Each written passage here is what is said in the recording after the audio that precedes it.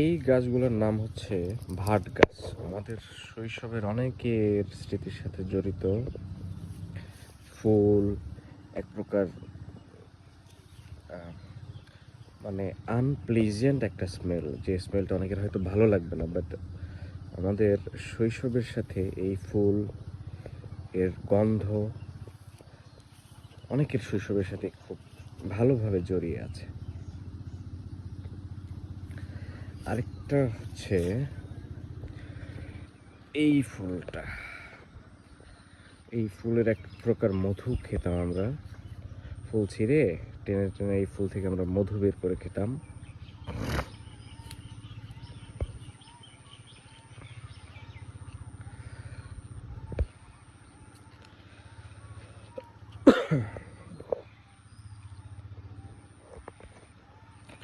তার পিছনেই হচ্ছে ভুট্টা ফুল হয়েছে, বাট ও না, কিছু ইয়া হয়েছে আর কি, মানে খুব ছোট ছোট, সম্ভবত এটার মাঝখানে এখন ওই কর্নের দানাগুলো হয় নাই, বাট সাইজ আসতেছে।